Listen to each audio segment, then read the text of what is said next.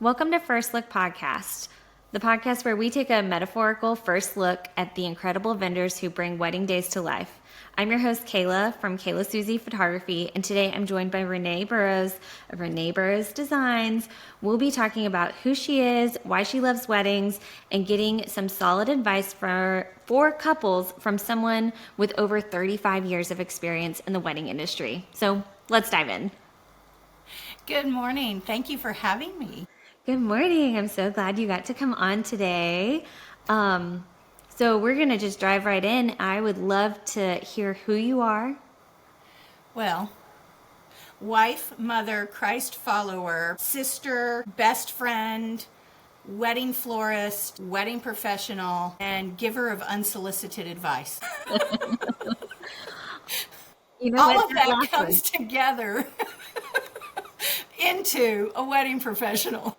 I love that. No, you have to give some unsolicited advice from time to time in the wedding industry. But that's who we are. I mean, we are an event floral company that specializes in weddings. We do a lot of corporate as well, but I have been a retail florist for 36 years and never knew that my high school job would turn into a lifelong career and bring me to a point where I was able to just couples, come along next to couples side by side with them and just really work with them to create what they see for their wedding. It's been a really great journey. So you started in high school? Yes. That's awesome. Yes. My friend and I, she was looking for a job. We were 16. She was looking for a job. And I was not yet. I was like, I'm good for a while, And she started working at a florist. And they were so gracious that they let me come and hang out and so on and so forth because, your little buddy, you're always with them in high school. Mm-hmm. And she worked evenings and Sunday afternoons and they let me hang out with her. And as they got busier, they asked if I'd want to work there. And I was like, I don't know about that. Like I can water plants and ring up customers and sweep the floor, but I can't do that. Mm-hmm. And they said, we'd love to have you. And little by little, they started training me. And I had no idea that it was a natural talent. I believe fully that you can take those natural talents and develop them. Mm-hmm. But they really taught us how to be floral designers. And I just never walked away. That's awesome. So do you feel like you were already a creative person before you started floral design? In the perspective of being a musician, yes. Okay. I grew up singing in chorals and choir competitions and things like that. So I have a bent toward art in that manner, but I draw stick people. It's not like I have an artistic bone that can do multiple medias and things like that. No, I draw like a toddler. This is my only artistic perspective. However, my mother is an interior designer and she just naturally teaches people about space and proportion and things like that. So I watched that my entire life. Mm-hmm. And I think that really just gave me guidance in this. I just didn't know it was a part of my foundation. Mm-hmm. So I don't consider myself artistic necessarily, but I can see something that maybe other people don't see. Yeah. So I'm the type of person that's like, I need to climb that tree, and I promise it's going to look really good once I get the shot. And I promise I have shorts on under my dress. But just let me go climb the tree. I need to go do that, and then, but I'm not necessarily artistic. I can't draw or paint or embroider cushions. This is my only artistic medium. This is it. Oh, that's so fun. So tell me a little bit more about what you do. So you do for couples. We walk with couples through the journey of floristry for their wedding from start to finish. And of course, corporate things as well, but that's a whole nother conversation. Basically, when we start with a couple, either we have one of two perspectives. They've done a ton of research and they have 500 pins on their floral board and they know the name of everything that they want. Problem is they don't know that they're out of season, but they know the name of everything that they're looking for. They feel like they've got a handle on things. And it's up to us just to kind of help flesh that out. Mm-hmm. And then we find the couple that is terrified of floral. Maybe they've picked up a bundle of bouquet of flowers as they've checked out at the grocery store or something like that. They've seen flowers in their garden. They plant impatience in the shade, but they don't have a sense of what that looks like for a wedding. Can't tell you how many times couples say, oh gosh, this is terrifying. I don't know anything about flowers. You're going to have to help me. Well, yeah, that's why we're there. So those are the two perspectives that we see very often. And in each of those cases, the ambitious 500 pin bride, she still needs guidance because we have to take this broad spectrum and funnel it down into a real world wedding. And then the bride that's intimidated, we just need to boost her confidence and let her realize that she doesn't need to know the names of flowers. She doesn't need to know what's in season. We just need to kind of filter through what she likes and doesn't like. So it's kind of a process of elimination. And then getting her there, she has all the confidence in the world that that is her style. So it's a fun journey, but those are kind of the two pathways that we go. Do you feel like one pathway is harder than the other? No.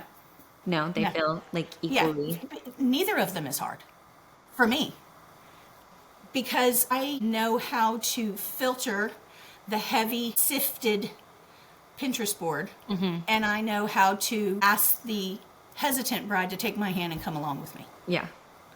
I love the perspective that you gave of like not knowing what's in season. My husband got me flowers for our anniversary this year, and he had asked me like a few weeks earlier, he's like, what is your favorite flower? And I was like, I really like ranunculuses and peonies. And then he could not remember the name of the flower to save his life. And then he just like went online and ordered. And what did he get?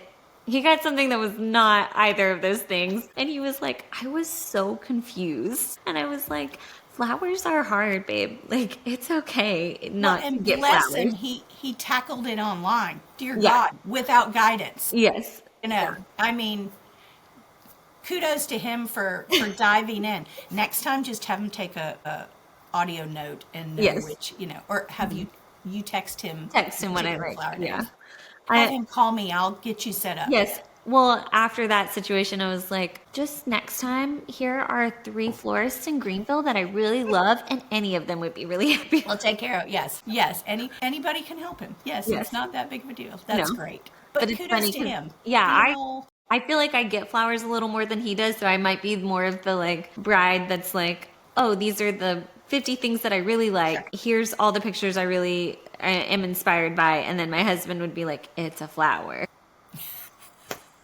Well, I love it when a groom comes to these appointments, and I say come, we do all of ours virtually, but when a groom joins us, because I will never forget the day that we worked with a couple, and I was asking him as many questions as her, and he was so surprised, but he was very engaged, and at the end of the appointment, and we had concluded, yes, these are the things they love, he was adorable. He sat back, leaned in his chair, and he kind of brushed his hands on his thighs and said, this has been great. He said, I thought all we were going to do is talk about roses and baby's breath. That was his only perspective. Yeah. Of course, we didn't talk about roses or baby's breath. So, you know, it was one of those things where we love when the gentlemen come into the party because they actually do have an opinion, but they never thought they would.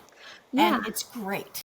I think flowers can be considered like such a feminine aspect. And I asked my husband too, I was like, has anyone ever given you flowers? And he was like, no. And I was like, I mean, like, I got flowers all the time, like graduation or when I did pageants and when we got married, like I had all of these like opportunities for flowers. And he was like, I don't think I'd like that. And I was like, I'm just going to surprise you one day with flowers and see how it makes you feel. There you go.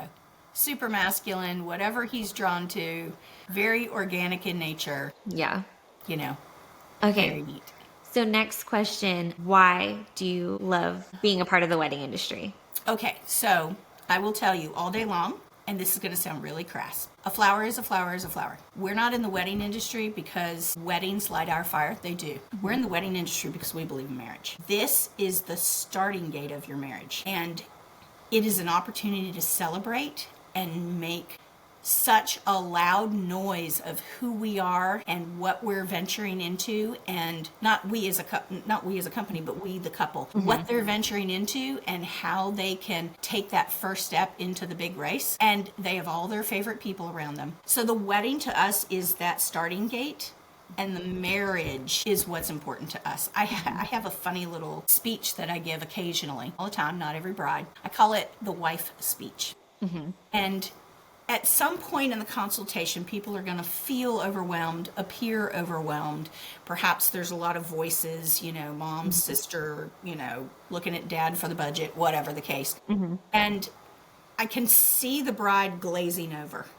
Let's think about it. She's made 1,000 decisions up until even just getting to us for floristry. And I see her glazing over, and I just kind of lean back in my chair and I say, you know what? It's okay. I'll decide which size ribbon to choose. Yeah. You don't need to worry about that. But somehow the people around her are saying, do you want the thin ribbon or the wider ribbon? And it becomes overwhelming. And I say, you know what? The big thing about all of this is we would rather you get married in shorts and flip-flops than be overwhelmed by all of these decisions. Because it's not about this day. It is about the start of your marriage. And all of these things are bonus. Because at the end of the day, you're going to be happily married, and that's what we're all there for. And all this is just a reflection of who you are as a couple. But 6 months from now, or 6 months from the wedding day, y'all are going to have a huge fight. And she looks at me with such disbelief. She thinks this man is the greatest man on the planet. How could I possibly have a fight with him? And I said, but love is a choice. And when you step into marriage, and we're here to celebrate this step for you, when you step into marriage, love is a choice. And you're going to have a fight, and you're going to look at this man and think, what have I done? While I'm saying this, her mother is to the side of her going, yeah. And her sister, who's been married 3 years with a newborn, is kind of wiping her eyes because she knows marriage is difficult. And she knows the realities of choosing love and choosing that spouse, even in the tough times. So it's the funniest thing for me. I say funny, it's quirky to say it in that manner, but it's the funniest thing for me to see a bride going from the planning in that moment to realizing what she has stepped into in marriage. And you can almost see her confidence build and say, I'm going to choose him in that moment. I'm going to choose him. Yeah. And she remembers her voice. It's not all of the little decisions you're making up to the wedding. It's really the big decision of choosing your person. Commitment. Yeah. Yep. Choosing that commitment no matter what, come hell or high water. And, I say, honey, you don't think it's going to happen, but I promise you're going to hear my voice in that moment. And you're going to remember how much you believe in your marriage, and you're going to continue on every single day. And I jokingly say people in the wedding industry, people in wedding marketing tend to give the impression that this is the best day of your life. And I say it in the manner of, what does that mean from here? Does that mean that the next day is all downhill? Because it is the best day of your life up until this moment. And then the next day is the best day. And then the next day is the best day. And the next day. So we love the building of your marriage as much as the fact that we can come alongside of you in such an intimate time in your life and celebrate the beginning of all of that. Yeah. I love that. It is our why. Yeah. I love that. It's a really good perspective when everything else feels so busy and so planning is tough. Planning is really hard, and to take a moment to really appreciate what you're doing, I think is so important. I love that you help ground your brides in that moment too, because they've already made so many decisions by the time they get to you. They've picked a venue, they might have had a dress consultation, hired a photographer. So when they're getting to you, they're kind of in the thick of it. Decision fatigue has begun to set in. Yes. Yeah. And, planning is something that is a corporate event. You want parents to be happy. This is going to sound crazy. You want your social media audience to recognize you've made good choices. And it's not that that's a must-have, but these are some of the lingering thoughts that are surrounded by the couple in that bubble as they make those choices. And it's a journey. And often 6 months to a year and a half. It's a long process. Think about taking on a project at work that has that much extensiveness and that many decisions, and making sure you stick to the budget and all of these things. We have learned statistically that a bride spends 40 hours a week planning and preparing for her wedding. This is a national statistic. Think about it in this manner. We're having our podcast. Somebody's going to be watching this. That is time in her life that she has added to her already busy career, busy schedule, trying to continue her relationship, grow her relationship. And 40 hours a week is like taking on a whole nother job.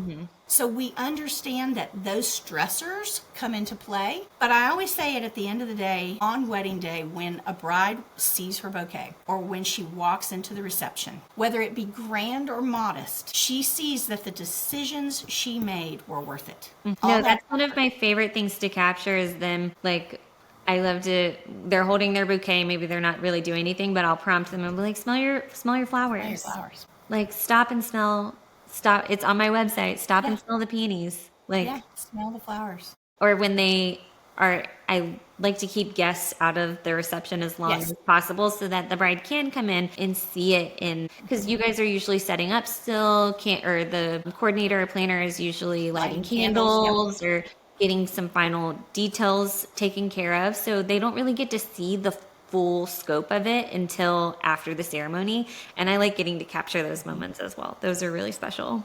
Because the next time she walks in, all of their friends and family will be there, and they may not be able to peek between them to see the centerpieces that she's so purposed in choosing, you know. So I love that moment when she can see it, and it's so important for you guys to capture that for her, the emotion of all of this. And you know this, as a photographer, you're documenting, and forgive me for being broad if I use terms or language that is not photography appropriate. Oh, it's fine. No, you're good. You're documenting things for them. You're capturing those emotions. But to me, we all know the effect of a photo when we see something, the memory comes back or an emotion comes to us, and we relive it in that second as we glance at a photo, whether it be from childhood or grandparents or whatever the case may be. And even if we were not there and someone just captured that photo, we could imagine what that emotion is in that new moment. We have a new emotion seeing that photo for the first time. Yes. And a bride doesn't always get to see every single centerpiece. But you capture those things so that,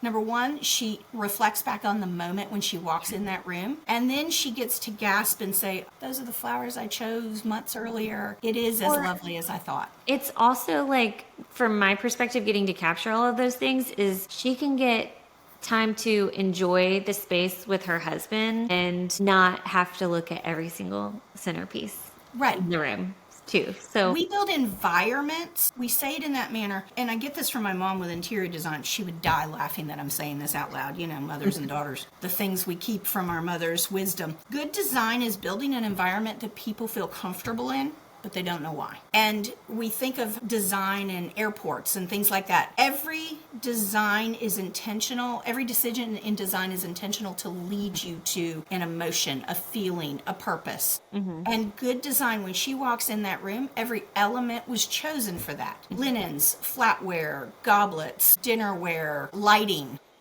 Collaborating with entertainers and lighting and things like that. Every design is purposed to make that environment exactly what it should be. is that a question you ask brides during consultations? Absolutely. Like, how do you want to feel in your reception space, or like, how do you want to feel in the ceremony space? Yes, because all of this, we have different people approaching things in different manners. Some people want to be exuberant. We have a fun couple. Oh my gosh, they know who they are, and everyone will after this wedding.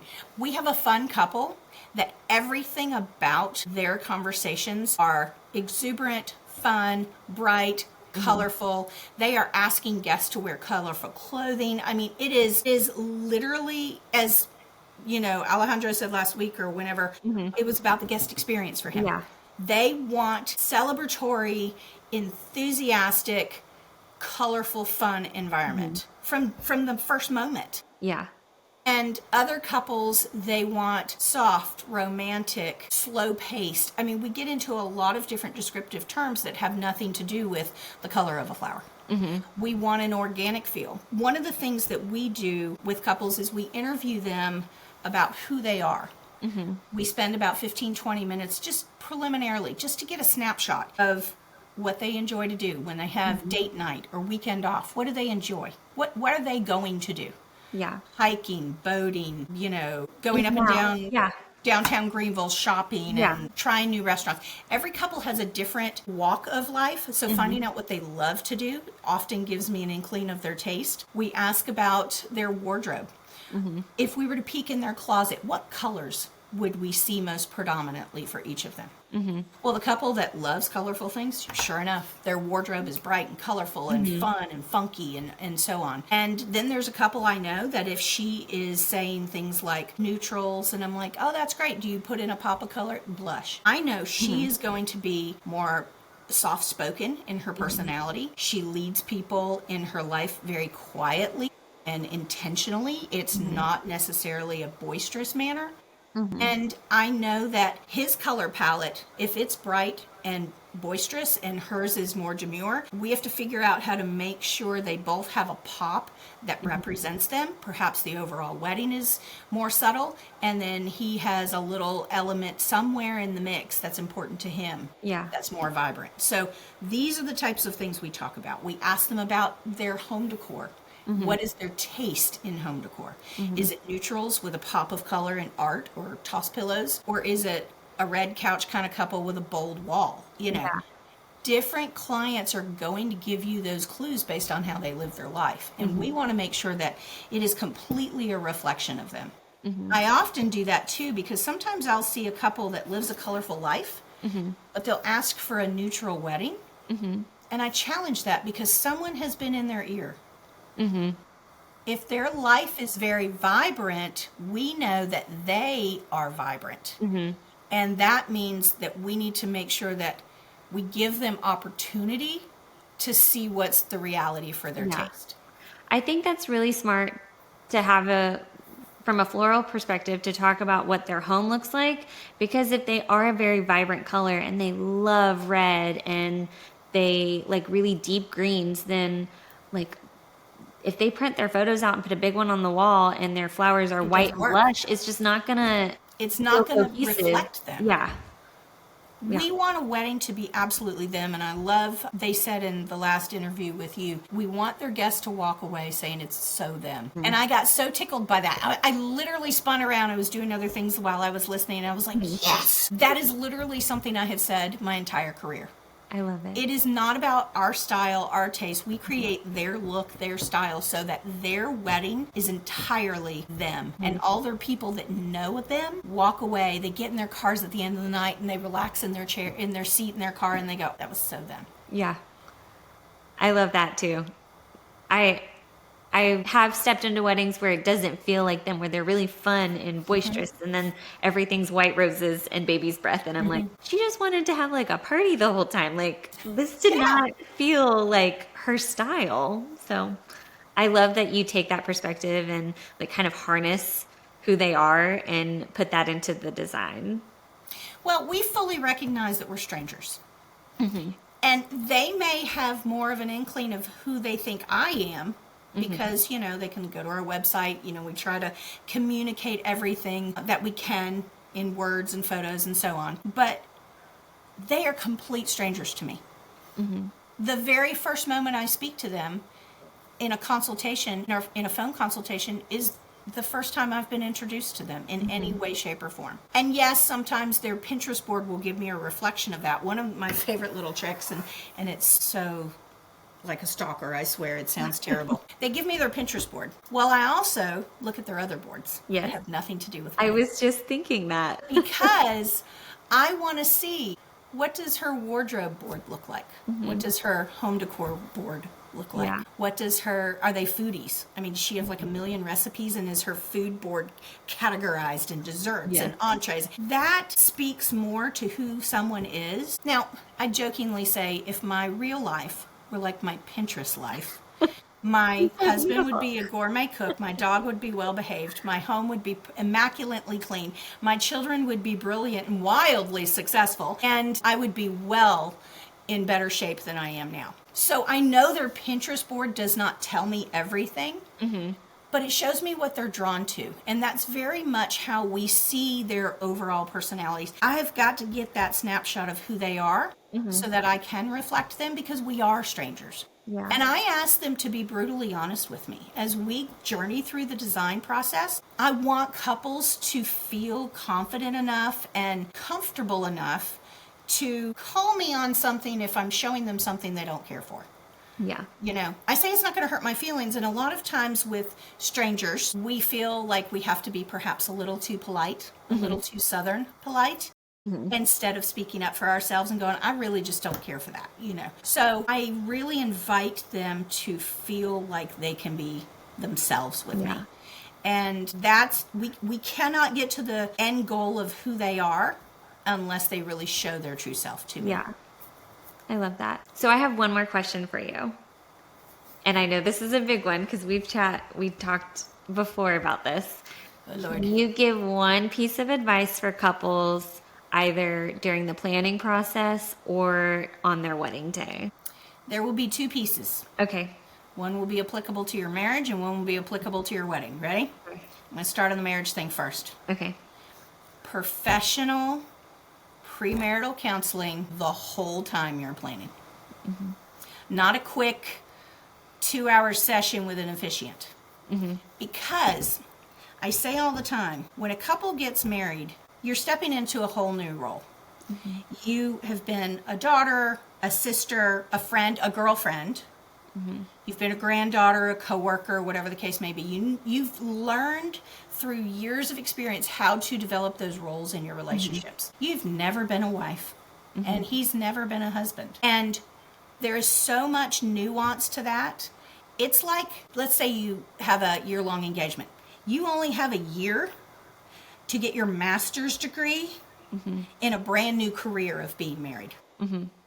Imagine taking your 4 years of college plus a 2-year master's degree, graduate degree time of 6 years and cramming it into a year so you can go be successful in your career. We understand that we train for careers, but nobody seems to train to be a spouse.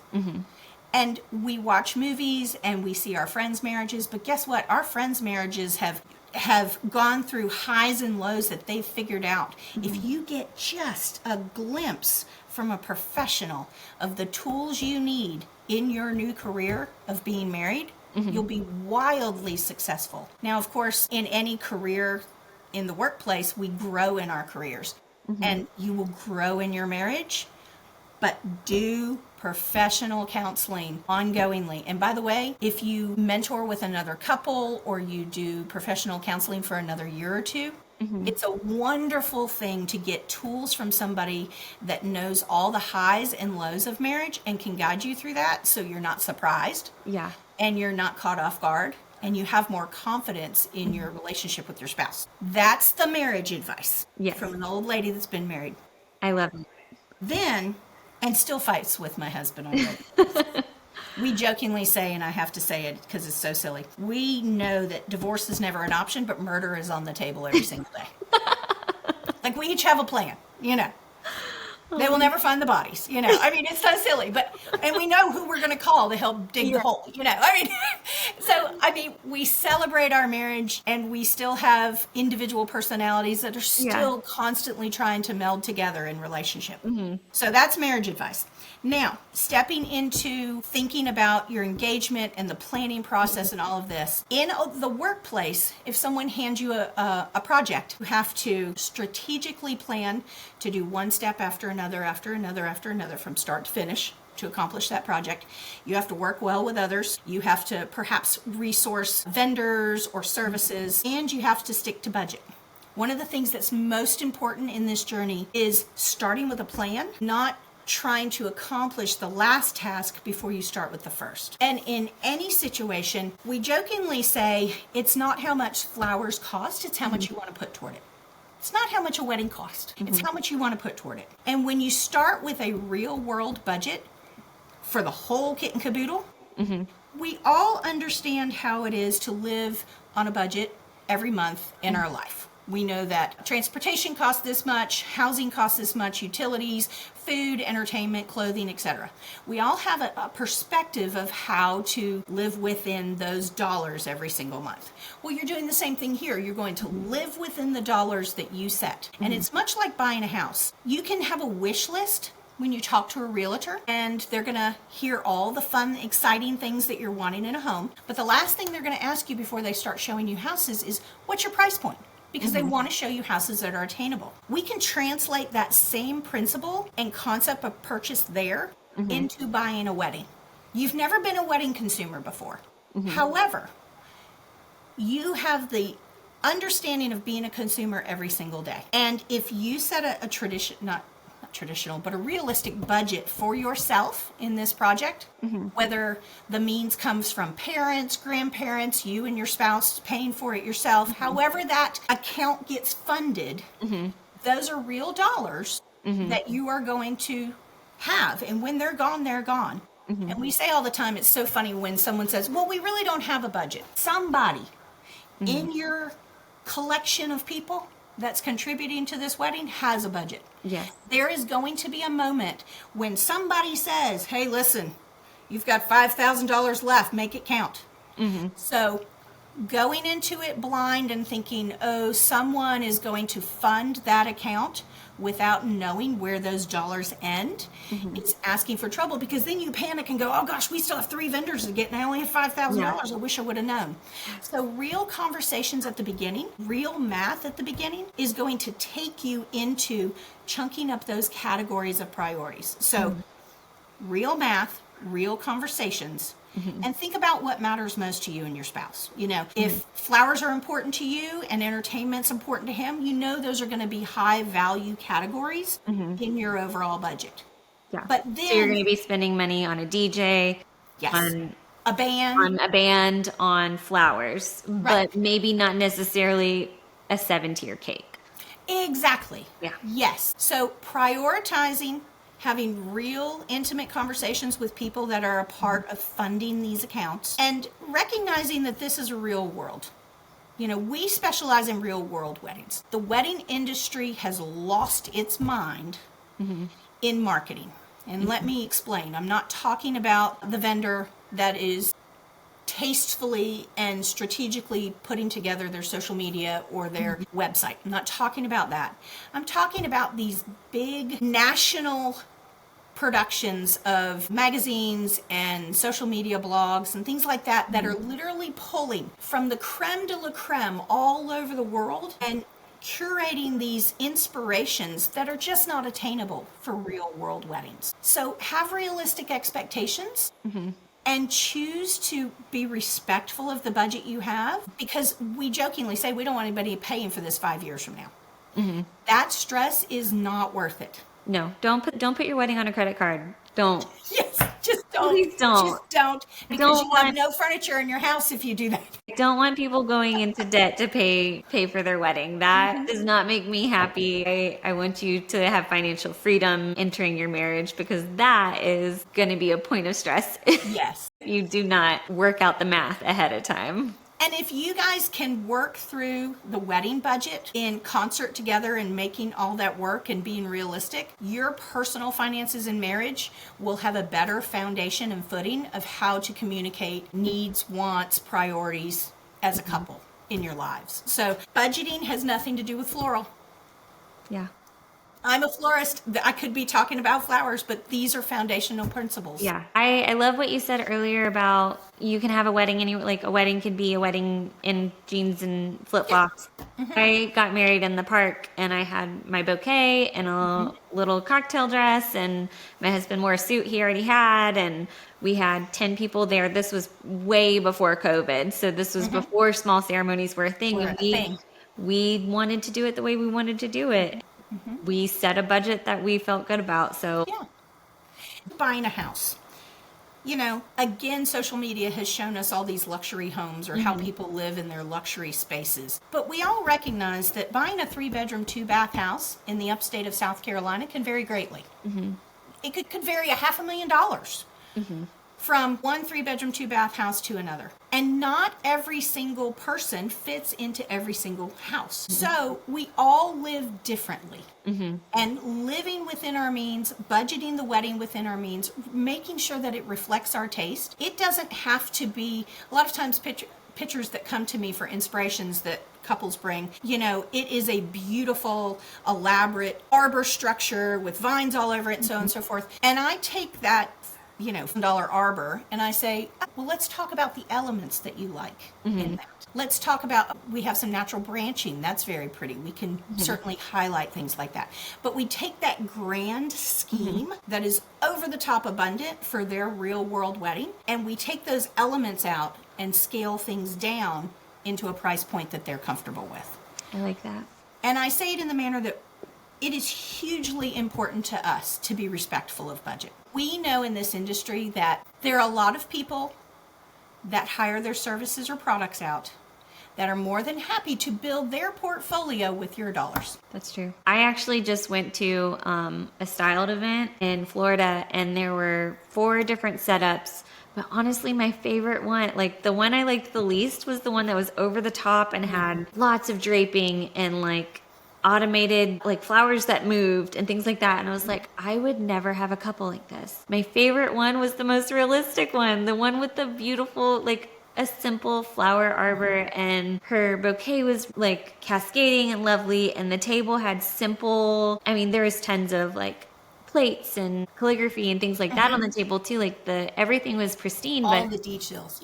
it was detailed, but I was like, this is something one of my couples would have. And that is what resonated with me most. So, and I think what it is it's not as though we are opposed to over the top amazing luxury weddings. We do. I love those. Those are so inspiring. We do them. But the big thing I recognize in what we do, and you will find this in pretty much every professional that has been doing this with longevity.